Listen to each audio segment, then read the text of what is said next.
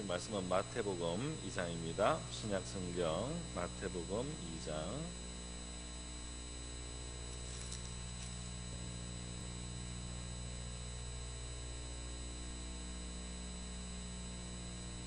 마태복음 2장 13절로 18절까지 저와 여러분이 한 절씩 교독하시도록 하겠습니다. 그들이 떠난 후에 주의 사자가 요셉에게 현몽하여 이르되 헤롯이 아기를 찾아 죽이려 하니 일어나 아기와 그의 어머니를 데리고 애굽으로 피하여 내가 내게 이르기까지 거기 있으라 하시니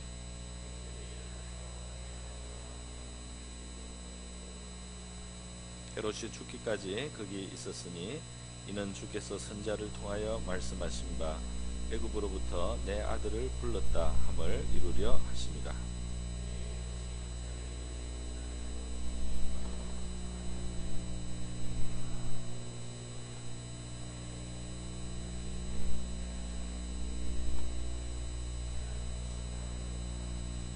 이에 선지자 예레미야를 통하여 말씀하신 바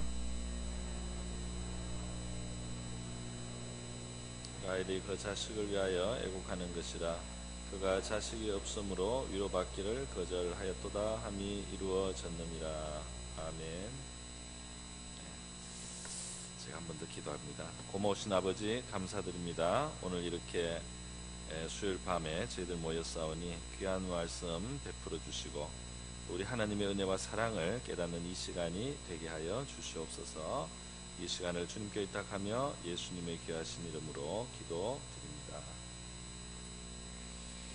네, 오늘 마태복음 2장에 베들레헴에 있는 그 어린 아기들이 학살을 당하는 본문으로 본문을 잡았습니다. 또 제목도 좀 그렇게 즐거운 그런 아주 밝은 제목이 아니고 비극적인 세상에 오신 예수라는 제목으로 말씀을 드리려고 합니다. 오늘 이 본문 말씀을 보면은 동방에서 온 박사들이 예루살렘에 갔다가 거기에서 헤롯 왕을 만났는데 헤롯 왕에게 우리가 유대인의 왕의 별을 보고 왔다 이렇게 했을 때 헤롯은 그것이 메시아에 대한 그 예언의 성취가 이루어지는 것이라고 알고 대제사장들과 또 서기관들에게 모아서 물렀습니다. 어디에서 나는가? 그때 유대 베들레헴이라는 대답을 듣고 박사들을 보내면서 찾으면은 자기에게도 알려달라고 이렇게 말을 하고 박사들을 보내었습니다. 근데 박사들은 가서 이제 베들레헴에 있는 아기 예수를 만나게 되고 거기서 자기들이 가지고 온 예물을 이제 주님께 드렸는데 그런데 밤에 하나님께서 또 그들에게 현몽하셔서 헤롯에게로 가지 말라 그리고 다른 길로 고국으로 가라는 말씀을 해주셨던 것입니다. 헤롯은 박사들이 돌아와서 아기를 발견했다는 이야기를 어디에 있다는 것을 들으면 이제 가서 없애려고 아마 작정을 하고 있었던 것 같습니다.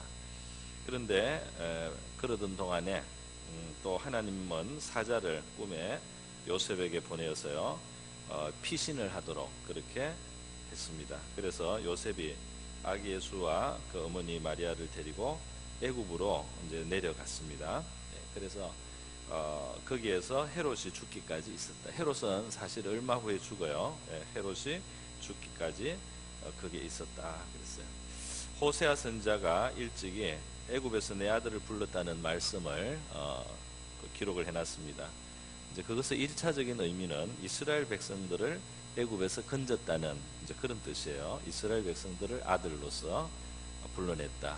그렇지만 그 말씀의 깊은 곳에는 장차 이 땅에 메시아로 오실 하나님의 아들이 이 세상에 오시면 한번 애굽에 갔다가 애굽에서 다시 나오게 되는 이런 일이 있을 것이라는 예언적인 뜻까지 그 속에는 있다라고 지금 이 마태는 하나님 앞에서 이것을 해석을 받았습니다.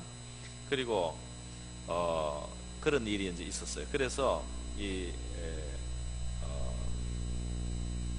애굽으로 이제 피신을 갔는데 헤롯이 아무리 기다려도 박사들이 돌아오지 않으니까 박사들이 자기에게 보고하지 않고 그렇게 도망을 갔다는 것을 알게 된 겁니다. 그래서 헤롯이 베들레헴에 있는 지경에 있는 사내 아이들을 2살 아래로 다 죽였다. 아마 그 별이 한 2년 전부터 떠올랐는지 모르겠어요. 그런 이야기를 박사들에게 들었는지 모르겠어요. 어쨌든 2살 이하로 다 죽여서 메시아를 제거하는 겁니다. 헤롯이 이렇게까지 끔찍하게 아기들을 학살하는 이유가 있는 거죠. 왜냐하면은 헤롯은 원래 유대인이 아닙니다. 이 사람은 에돔 혈통인데요. 이스라엘의 유다 왕국의 다윗의 후손이 일시적으로 부흥을 했을 때가 있었습니다. 그때 하스모니아라는 왕조가 있었고요. 그 왕조가 이쪽 에돔 지역을 점령을 했는데, 그때 에돔에 있던 사람들 중에 유대인으로 들어오고 또 유대교를 개종해서 그렇게 있던 그 집안 사람이 바로 이 헤롯이에요. 그래서 이 헤롯이 개종은 했지만 실제로 이제 그는 정치적으로 필요했기 때문에 그런 것이고, 이 사람이 정치 수단이 좋아서요 나중에 유대인의 왕이 되는 겁니다. 그 부인도 일부러 또 유대 여자를 얻어서요 자기가 부족한 그 혈통적인 부족함을 그걸로 커버를 하고, 또 유대인의 환심을 사기 위해서 그 성전을 재건하는 그런 일을 했습니다. 그런데 이 사람은 굉장히 끔찍하고 잔인하고 무자비한 사람이었어요. 굉장히 교활합니다. 지금 박사들에게 거짓말로 나도 경배를 하러 갈 테니까 그 왕을 찾으면은 나한테 알려달라고 이렇게 거짓말을 하지 않습니까? 그렇게 아주 간교한 사람이었습니다. 이 사람의 그 삶에 대한 그 기록이 역사적으로 남아 있는데요. 이 사람이 결국은 자기와 결혼했던 유대 여자 마리암을 죽여요. 처형을 시키고요. 그 다음에 2 아들도 처형을 시킵니다. 자기 부인하고 사이에서 낳았던, 그리고 장자가 남아 있었는데 장자도 나중에 처형을 합니다. 자기 자식 3명을 죽였어요. 그래서 이런 그 소식을 듣고 로마의 황제가 비웃으면서 말을 했다고 하죠. 헤롯의 아들이 되는 것보다 헤롯의 돼지가 되는 것이 낫다. 헤롯의 아들이면 죽어난다는 겁니다. 아버지가 죽인다는 거예요. 그런데 헤롯의 돼지가 되면 유대인들은 돼지고기를 안 먹으니까 살아남을 가능성이 있다는 겁니다. 이 사람이 자기가 유대의 다윗의 후손이 아닌데 왕인데, 지금 다윗의 후손으로서 바로 이 유대인의 왕으로 나신 이를 찾는 바로 이러한 박사들에게 그 이야기를 듣고 위협을 느낀 것입니다. 자기 권력의 위협을. 당연히 메시아가 정말 낫다면 메시아를 믿는 사람이고, 진짜 하나님을 경외해서 성전을 지은 사람이라면 메시아가 왔다면 이제 하나님의 나라가 오겠구나 하고, 그 사람의 신앙이 진심이라면 기뻐할 수도 있는 거죠. 내가 수고롭게 이 땅을 통치했지만은 이제는 정말 하나님의 아들이 오셨으니까 내가 이제는 물러나고, 나도 또 나이도 늙었고 이러니까 이제 왕을 환영해야 되겠다라든지 이런 식으로 하지를 않는 거예요. 자기가 지금 나이가 거의 늙어서 죽을 때가 다 됐는데요. 그런데도 그 아기가 낳았다고 하니까 그 아기를 찾아서 죽이려고 하는 겁니다. 그래서 실제로 이 헤롯은 기원 4년에 죽어요. 병으로 죽습니다, 이 사람이. 그러니까 이렇게 애들을 죽이면서까지 자기 권력을 지키려고 했던 사람인데요. 정말 뜻없는 일입니다. 성경에는 헤롯이라는 이름이 그 아들 또 손자까지 쭉 해가지고 그 외에도 3명이 더 나오는데, 그것은 이제 예수님 고난 받으실 때 있었던 헤롯왕도 있고, 또 나중에 야고보와 베드로를 죽이거나 옥에 가두었던 그런 헤롯도 있고, 또 나중에 사도 바울을 로마에 압송하기 전에 신문을 했던 그 왕 헤롯도 있습니다. 그건 이제 다 이 헤롯 왕의 후손이에요. 근데 이 할아버지 헤롯이 제일 무서운 사람입니다. 그래서 유아들을 이렇게 죽였단 말이죠. 그래서 베들레헴 지경에서 아기를 잃은, 아들을 잃은 여자들이 여럿이 이제 생긴 겁니다. 그래서 얼마나 그 참 충격을 받고 그들이 슬퍼하고 통곡하고 또 애곡했겠습니까? 그래서 그 슬픈 날이, 슬픈 밤이 하나 이제 찾아온 것입니다. 그것도 바로 예레미야 31장 15절에 라마에서 슬퍼하며 크게 통곡하는 소리가 들리니 라헬이 그 자식을 위하여 애곡하는 것이라. 그가 자식이 없으므로 위로받기를 거절하였도다 함이 이루어졌느니라. 이 예루살렘 지경에 있었던 그 지역이라든지, 또 예루살렘, 이 베들레헴입니다. 베들레헴 지경의 라마, 또 베들레헴에 특별한 의미가 있는 라헬의 무덤이 그 베들레헴 쪽에 있습니다. 그쪽에 그 슬픔에 대한 예언의 그 말씀들이 있었는데요. 그 말씀이 이루어진 것이다 하고 지금 마태는 그렇게 설명을 하고 있습니다. 오늘 예수님의 그 오신 그 성탄에 바로 그 이어서 일어난 이 슬픈 사건 또는 비극적인 이 사건을 제가 한번 묵상하고 한번 나눠보면서 성경적인 진리를 몇 가지 한번 생각해 보려고 합니다. 네.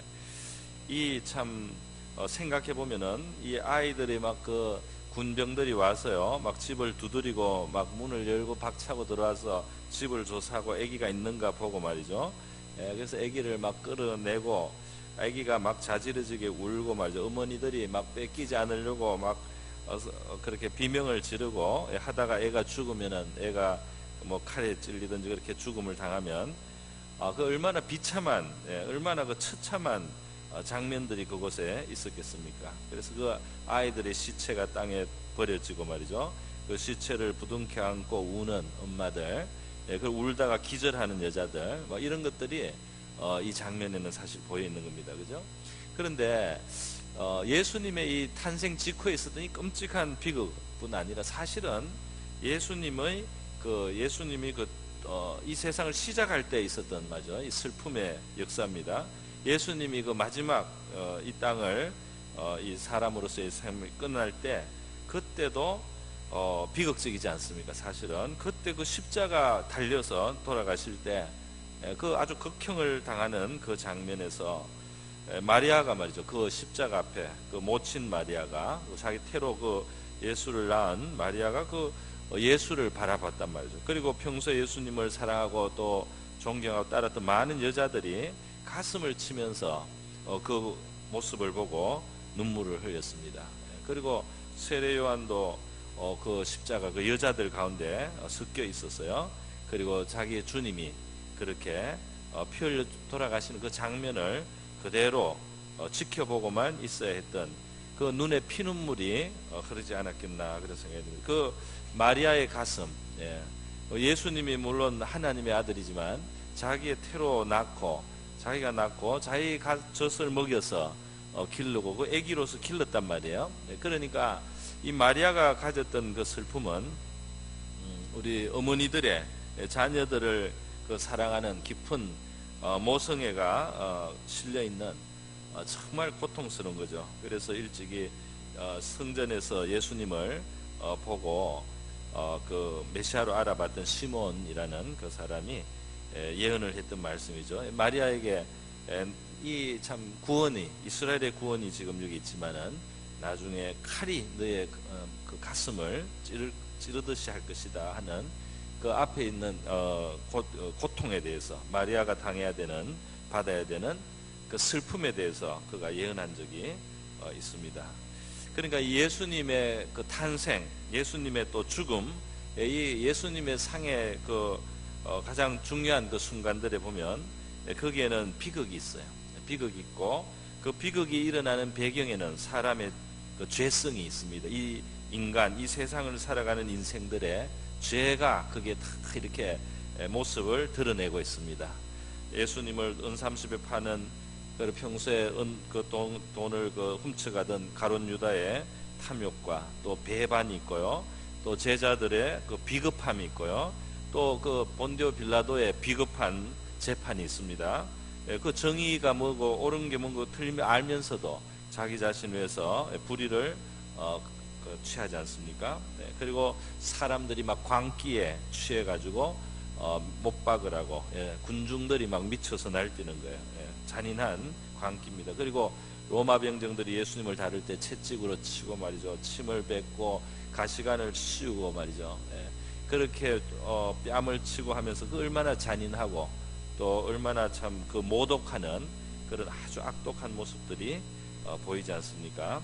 그러니까 이 인간들에 있는 이 죄들이 다 총동원해서 예수님이 결국 이 죽는 그 장면이 이루어지는 것입니다. 또 예수님이 지금 탄생에도 보니까 자기만 생각하는 아주 그 탐욕스러운 그 권력에 미친 왕이 무고한 아이들을 그냥 그 어머니의 품에서 뺏어내 가지고 그들을 무참히 죽이는 이 잔인한 자기를 위한 잔인한 그 폭력을 사용하고 있습니다.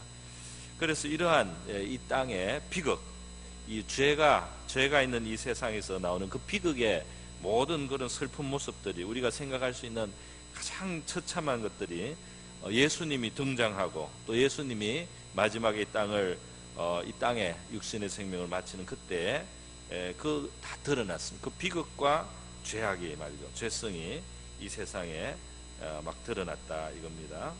그러니까 이것은 바로 이 땅의 이 비극이 말이죠. 죄로 말미암아서 왔어요. 그래서 예수님이 오셨을 때도 이렇게 슬픈 일이 일어나는 것은 우리가 그 예수님이 오신 목적을 생각하면 이해가 됩니다. 그 요셉에게 현몽했던 주의 사자가 말하지 않습니까? 이제 아들을 낳을 것이다 말이죠. 성령으로 잉태된 아기가 태어나는데 이름을 예수라고 하라. 이는 그가 자기 백성을 그들의 죄에서 구원할 자였습니다. 할렐루야. 죄에서 구원한다. 죄 가운데 있는데 죄에서 건진다. 그래서 죄가 있는 세계에 들어오셨단 말이죠.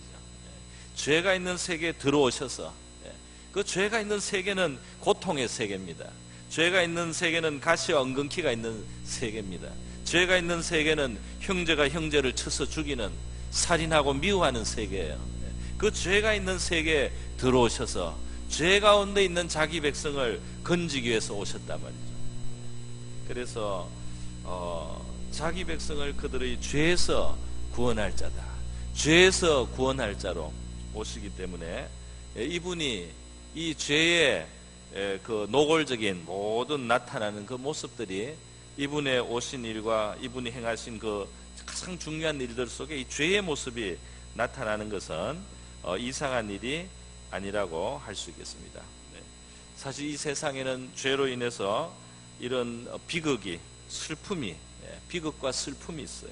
그래서 고대로부터 이 사람들이 연극을 만드는데 연극의 장르 중에 하나가 비극입니다. 세상의 슬픈 일들을 많이 본 거예요. 물론 이 세상에는 웃은 순간들도 있어요. 그래서 희극도 있습니다.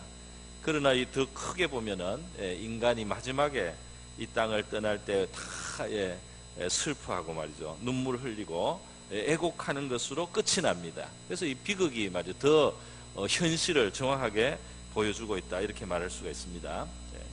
비극만 있는 것이 아니죠. 그 부끄러운 것들이 있는 거예요. 이 세상에는 부끄러움이 있어요.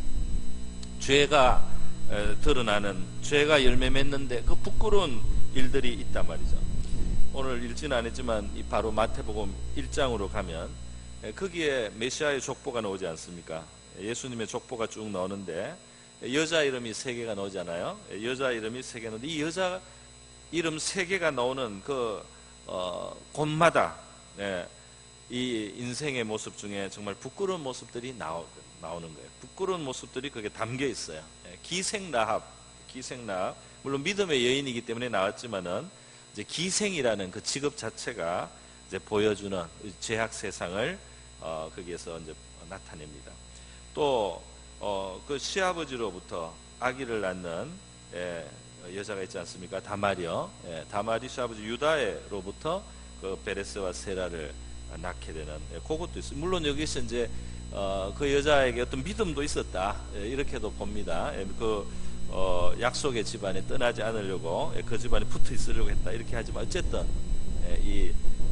그 부끄러운 일들이죠. 그 시아버지 유다는 창녀인 줄 알고 그 며느리 그 쫓겨간 며느리 그 동네에서 모르고 며느리에게 들어갔던 것입니다. 또 여기 보면은 다윗이 그 우리아의 아내에게서 솔로몬을 낳았다는 말씀이 메시아의 족보에 나오는 거죠. 예. 그 자기 부한데 그 우리아의 아내, 자기 아내가 아니다면 우리아의 아내에게서부터 솔로몬을 낳았다. 이렇게까지 기록. 그러니까 부끄러운 일들이 메시아의 족보에 그 배경에 있어요. 부끄러운 세상이라는 겁니다. 메시아의 족보조차도 이렇게 부끄럽단 말이죠. 네. 부끄러웠어. 네. 아주 부끄러운 일들이 있는 세계, 바로 구원자로 예수님이 오셨다는 겁니다. 그렇기 때문에 우리 중에 어떤 사람도 나의 삶 또는 나의 모습 또는 나의 집안에 말이죠, 우리가 부끄럽거나 부끄러운 모습 또 슬픈 일 그리고 또 비극적인 일들이 참 있는 것에 대해서 말이죠, 이게 그런 게 없어야 되는데 왜 그런 게 있나, 이렇게 생각하는 것은 성경적으로 보면 그런 마음을 갖는다는 게 이게 상식적이지 않는 거예요.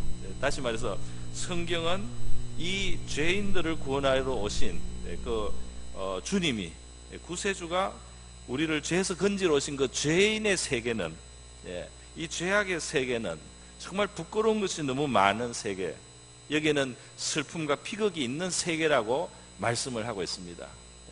그래서 어떤 사람은 나의 이 부끄러움은 또는 우리 집안의 이 부끄러움은, 내가 겪은 이 비극적인 어떤 일들은 너무 비극적이다, 왜 이럴 수 있느냐, 이런 생각을 할 때도 있지만, 그게 뭔가 우리가 살고 있는 이 세계가 어떤 세계냐 하는 것을 우리가 바로 직시를 해야 된다는 겁니다. 바로 직시를 해야 되는 거예요.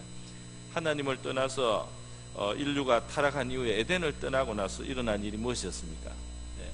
하나님께서는 이 선과 악을 알게 하는 하나님이 금하신 것을 먹고 넘었을 때는 거기에는 정령 죽음이 있을 거라고 말씀을 하셨어요. 정령 죽음이 있을 거라고 했는데 아담과 하와가 에덴에서 나왔더니 말이죠, 물론 이제 서서히 늙어서 1000살 가까이 900 몇십 살까지 살다가 돌아가시기는 했지만은 그들이 살아있고 아직 죽음이 그들에 의해서 구체적으로 나타나기 전인데요.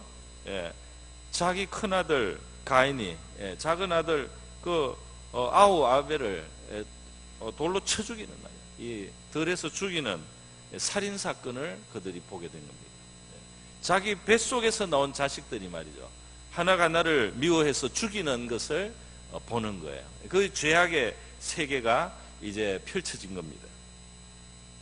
여러분, 그래서 우리가 이 땅을 살면서 물론 우리가 이렇게 아주 극단적으로 비극적인 일을 다 겪고 이런 건 아니라고 할지라도, 그러나 자기 나름대로 자기 나름대로의 그 슬픈 것 말이죠, 그게 참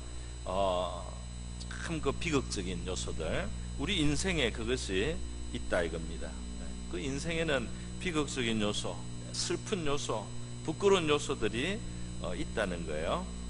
있단 말이죠. 제가 신문 기사에 나오는 여러 가지 일들, 오늘도 기사에 나오는 그런 참 안타까운 죽음이라든지 또 어떤 불행한 일들이라든지 그런 모습들이 많이 있지 않습니까? 일일이 참 말할 필요도 없다고 생각이 듭니다. 그죠? 그래서 여러분, 이 세상에서 비참함이 우리가 혹시 맛본다면 그 비참함 또는 슬픔이 있다는 것을 너무 이상한 일을 당하는 것처럼 생각할 필요가 사실 없습니다. 이 세상의 불의한 일을 보고 너무 이럴 수가 있는가 하고 너무 이상하다고 그렇게 생각할 필요는 없습니다. 물론 불의를 방관하라는 뜻으로 말씀드린 것은 아닙니다.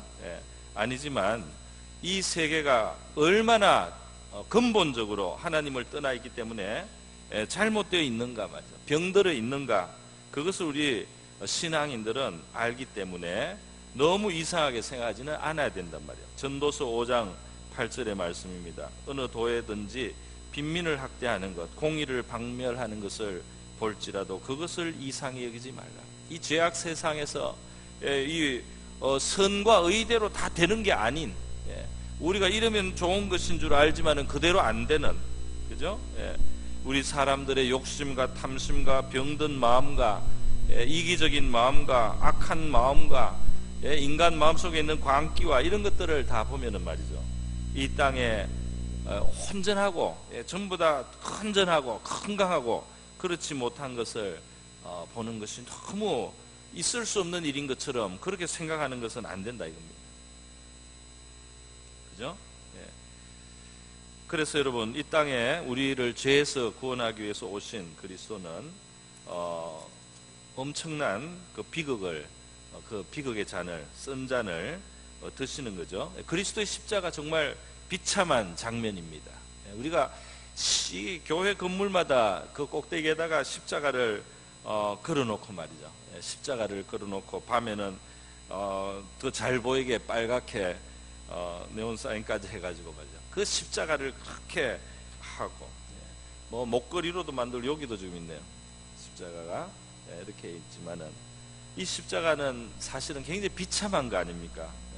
우리를 건지러 오신 구원자는 이렇게 비참한 쓴 잔을 마셔야 되는, 그래야지 우리 구원이 이루어질 수 있는 그런 세계에 우리가 살고 있고, 그런 세계를 이루는 바로 인생이 우리라는 겁니다. 비참함의 뿌리는 죄이기 때문에 죄를 해결해 주시는 것이 바로 구세주가 하시는 일인 거죠. 다른 것으로 인생의 비참함은 해결되지 않는다는 것입니다. 십자가의 이 비참성은 바로 이 비참한 현실이 있기 때문에 십자가라는 비참한 방법으로 구세주가 책임을 그 어깨에 그 짐을 감당해 걸머지시는 것입니다. 원래 우리 인간은 참 하나님의 형상으로서 너무나 존귀하게 지어졌고요, 이 세계도 정말 하나님의 오묘한 창조의 솜씨가 너무나 이렇게 막 기본적으로 깔려 있습니다. 그래서 이거 들여다보면은 말이죠, 이 세포 하나하나를 들여다보면 너무나 신기한 세계, 너무나 참 엄청난 그런 정밀하고 아름다운 희한한 세계가 펼쳐져 있고, 우주 밖으로 나가서 큰 저 우주와 은하계 이런 세계를 봐도 그게도 너무 놀라운 세계가 펼쳐져 있고 말이죠. 우리 인간의 안에 때때로 우리가 참 인간 안에서 아름다운 것을 보고 인간의 어떤 놀라움을 보고 그렇게 합니다만은, 불행하게도 하나님의 이 아름다운 세계, 아름다운 피조물이 죄로 말미암아서 병들고 또 상하고, 죄로 말미암아서 정말 너무나 추해진 타락한, 바로 이제 거기에서 비극과 비참함이 또 있다는 것입니다. 그래서요, 그러면 우리 신자들은 이 세계가 이렇게 비극적이고 비참하다는 것을 알았을 때 이 자세가 말이에요, 이 세상과 또 내가 당하는 그 어려움과 슬픔에 대해서 우리가 조금 더 마음을 좀 열 필요가 있단 말이죠. 우리의 마음에 어떤 각오를 하고 이 세상을 사는 거죠. 이 세상이 어떤 세상인데 이 세상에서 정말 꽃길만 걷겠다고 생각하는 겁니까? 이 세상이 어떤 세계인데 구세주가 와서 십자가를 저렇게 달려서 저렇게 처참하게 그렇게 당하실 수밖에 없는 그 세계를 우리가 살면서 어떻게 이 세상을 살면서 우리가 정말 즐거운 것만 있고 기쁜 것만 있고, 내가 행복하지 않으면 이상하다, 내가 행복하지 않으면 억울하다, 이런 생각을 한다는 것이, 이것이 정상적인 생각이냐 말이에요. 그런데 여기서 이야기는 끝나지 않죠. 하나님의 말씀은 우리에게 보여줍니다. 뭘 보여주느냐? 이렇게 비극적인 세계지만은 이것이 마음대로 그냥 그 비극으로 굴러가는, 비극에 의해서 그냥 끝없이 떨어지기만 하는 그런 세계는 아니라는 것을 하나님은 우리에게 가르쳐 주십니다. 왜냐하면 보세요, 오늘 이 본문에도 지금 이 헤롯이라고 하는 자기 권력에만 미쳐있는, 곧 자기도 죽을 때가 다 됐는데도 그 메시아가 났다고 하니까 그 동네에 가서 그렇게 무참한 일을 하게 하는, 그죠? 여자들의 그 마음에 그런 비극을 주고 말이죠. 그 아이들을 참혹하게 죽게 하는 바로 이런 헤롯과 같은 사람이 지금 살아있고 말이죠. 이 사람이, 어떤 사람들은 이 헤롯이, 마귀가 헤롯을 지금 붙잡아서 이렇게 사용했다고 하는데요. 마귀가 역사에 쓸 수도 있겠죠. 그러나 원래 마귀가 역사하는 세상입니다. 그러니까 이 세상이라고 그냥 말하면 돼. 세상은 비극이 있는 겁니다. 근데 여기서 이 지금 헤롯이 그렇게 죽이게 하고, 그래서 그 도망을 가고 애굽으로 가고, 애굽에 갔다가 나중에 이제 돌아오시는데요. 그 애굽에 간 일이라든지 또 이 베들레헴 지경에서 이렇게 여인들의 통곡과 애곡이 있는 것이 말이죠. 이것 선지자들이 예언을 해놨다 이겁니다. 이걸 선지자들이 이미 하나님의 영감 속에서 이것을 이야기했단 말이죠. 다시 말해서 이 세상의 이러한 비극, 죄로 말면 비극과 슬픔의 세계, 진짜 미친 사람 같은 사람들이 있는 세계지만은, 그런데 이것이 하나님의 손을 벗어나 있지는 않다.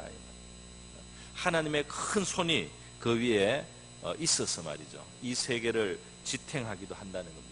이 세계가 그냥 막 엉망으로 무조건 막 끝없이 떨어지는 그런 세계가 아니고, 하나님의 손이 이 비극적인 상황이지만은 하나님의 그 손이, 살아계신 하나님이 여전히 지배하시는 것이 있는 그런 세계라는 것을 이제 보여주는 거죠.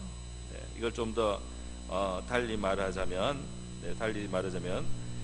이 욥기 같은 곳에서 사탄이 이 욥에게 불행을 가져다 오지 않습니까? 욥에게 있을 수 있는 모든 불행을 가져올 때도 하나님이 그것을 허락하시는 거죠. 하나님이 그것을 어떤 목적이 있어서 그걸 허락하시는 때에 허락하는 범위 안에서만 그 고통이 욥에게 주어졌다 하는 것을 이제 욥기가 보여주고 있습니다. 마귀가 역사하는 세계, 사탄이 역사하는 세계, 불행을 당할 수 있는 세계입니다. 그런데 하나님이 무능하고 무력하게 있는 것은 아니다 이 말입니다. 하나님의 지배가 있고, 하나님이 어떤 이 악으로 이미 죄로 떨어져 있는 세계지만은 하나님이 그 안에도 하나님의 이 지배와 통치가 있단 말이죠. 그래서 예수님이 그 거라사에 갔을 때 그 광인이에게 그 귀신이 들어가가지고 말이죠. 광인이 그냥 군대 귀신이 들어가서 아주 많이 들어가서 여러 마리가 들어갔어요. 그래서 그냥 미쳐 날뛰고 돌을 가지고 자기 몸을 막 찍는다고 그랬습니다. 미친 사람의 특징이죠. 자기를 해치는 겁니다. 그러니까 자기 정신이 아닌 거예요. 자기를 사랑하지 않습니다. 그래서 그냥 돌로 몸을 상하게 하는 미친 상태. 그 거라사인 광인을 예수님이 이제 자유를 주시잖아요. 그 구원하실 때 귀신들이 막 예수님 앞에 우리를 내보내지 마시라고 막 그럽니다. 그런데 예수님이 가라고 하니까 돼지떼한테 들어가도록 허락해달라고 그랬어요. 그래서 예수님이 그걸 허락했을 때 귀신들이 돼지떼에 옮겨갔습니다. 2,000마리가 움직일 정도로 귀신들이 많아요. 돼지떼가 비탈로 달려서 그 바다에 빠져서 몰살을 했습니다. 그러니까 이 지배하심이 있는 세계다 말이죠. 비극적이지만 하나님이 어떤 범위 안에서 비극을 허락하셔요. 비극이 이미 들어와 있고 죄가 이미 들어와 있는 이 세계, 하나님이 그걸 어느 정도 허락을 하십니다. 그건 어떤 하나님의 공의가 있고 하나님의 깊은 지혜가 있었어요. 그래서 이 비극적인 세계지만 하나님의 큰 손 아래 있다는 사실을 우리는 성경에서 배우게 됩니다. 그래요. 그래서 바로 비극적인 이 상황이 하나님의 손을 떠나 있지 않는 것, 그것이 더 확장이 되면은 뭐냐 하면은 하나님이 이 세상을 그냥 그 비극적인 가운데 통제하고 어느 간섭하시는 정도가 아니고, 사실은 이제는 이 비극에서 완전히 끄집어내시기 위해서 구원자를 보내주시기에 이르는 겁니다. 할렐루야. 구원자를 그곳에 이제 보내주시는 거죠. 그리고 구원하시는 분이 오셔서 그 비극의 최고의 그런 형태를 처음부터 마지막까지 맛보시면서 그분이 죄로 인한 비극의 세계에서 우리를 건지신단 말이죠. 그래서 이사야서 53장은 예수님을 묘사하면서 예수님을 그는 고운 모양도 없고 풍채도 없고 우리의 보기에 흠모할 만한 아름다운 것이 없다 그러면서, 그는 멸시를 받아서 사람들에게 싫어 버린 바가 되었고 강고를 많이 겪었으며 질고를 아는 자라, 이런 표현을 했습니다. 마치 사람들에게 얼굴을 가리고 보지 않음을 받는 자 같아서 멸시를 당하였고 우리도 그를 귀히 여기지 아니하였도다. 예수님이 당한 이 땅에서 당한 많은 슬픔과 많은 고통, 많은 트러블, 많은 슬픔, sorrow라는 영어가 있어요. 그래서 이 번역할 때 예수님을 슬픔의 사람이라고 번역을 합니다. 슬픔의 사람, man of sorrow라는 표현을 써요. 슬픔의 사람 또는 슬픔으로 채워진 사람, filled with sorrow라는 표현이 있어요. 그 예수님이 이 땅에 구원자로 오셔서 맛보신 많은 슬픔과 강고와 질고를 성경은 우리에게 말해주고 있습니다. 그 구원하시려고 들어오신 겁니다. 여러분, 그래서요, 바로 이 비극적인 세계지만은 하나님의 손에 통제를 받고 있을 뿐 아니라 여기에서 우리를 건져내기 위해서 그의 아들을 보내주신 하나님을 우리가 아는 것이 바로 신자의 이 눈이 되는 겁니다. 신자는 그것을 보고 있는 거예요. 한 걸음 더 나아갑니다. 한 걸음 더 나아가면 어떻습니까? 성경은 말이죠, 우리가 이런, 제가 앞에서는 비극을 강조했어요. 죄에 대해서 슬픔, 죄가 가져오는 비극과 슬픔을 좀 말씀을 많이 드리려고 했습니다. 너무 사람들이 이 세상이 마치 당연히 행복해야 될 것 같은데 안 행복한 것처럼 이렇게 생각하니까 힘이 너무 없어요. 이 세상이 당연히 내가 행복하게 살다 가야 되는데 왜 이렇게 슬프냐, 왜 이렇게 괴롭냐, 이렇게 생각하니까 너무너무 잘 상처를 받아요. 이 세상이 그런 세상이 아닙니다. 그렇게 행복할 수 있는 세상이 아니에요. 우리 자신도 그렇게 행복할 수 있는 존재가 못 돼요. 행복한 게 정말 신기한 겁니다. 행복한 게 정말 특이한 겁니다. 이 세상은 죄가 들어와 있는 세계예요. 우리 자신이 죄인입니다. 그런데 하나님의 아들도 와서 말이죠, 그처럼 피투성이가 돼야 되는, 그가 오셔서 거룩하신 사람, 그 아기로 오셨을 때 말이죠, 그 주변에 아기들이 막 학살이 되는 겁니다. 그 정도의 세계에 우리가 지금 원래 사는 겁니다. 그런데 이 세상이 하나님의 은혜로 정말 좋은 것도 많이 있고 위로거리도 많고 하나님의 긍휼과 자비를 받고 이러다 보니까 행복한 일도 있는 것 같아요. 우리들 기쁜 일도 많이 있어요. 그러다 보니까 우리가 그게 당연한 것인 줄로 생각을 해요. 그게 당연하지 않다 이겁니다. 그게 당연한 게 아니다 이겁니다. 이 비극의 세계를, 이 죄로 말미암아서 비극적이 될 수밖에 없는 이 세계를 우리가 똑바로 봐야 된단 말이에요. 하나님은 깊은 지혜와 뜻이 있어서요, 이 비극적인 시기를 허락을 하고 있습니다. 그리고 여기에서 뭔가 우리가 생각하는 것보다 더 깊은 차원의 하나님은 어떤 결실과 열매를 아마 맺기 때문에 이 슬픔을 허락하셨다고 우리는 믿습니다. 그런데 하나님은 이 슬픔을 끝내고 이 비극을 끝내는 일도 하시는 것입니다. 할렐루야. 그 아들이 오시고 제일 슬픔의 모습으로, 가장 큰 비극의 현장으로 그분이 오셔서 우리를 구원해 내신다는 겁니다. 구원의 하나님은 비극적인 세상에 그 아들을 보내어 가장 비극의 삶을 살게 하셨어요.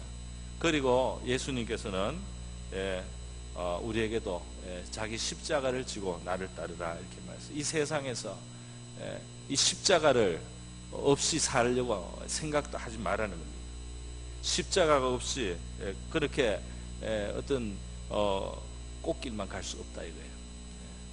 그런데 그럼에도 불구하고 좀 놀라운 말씀들이 더 있는 겁니다. 그게 뭡니까?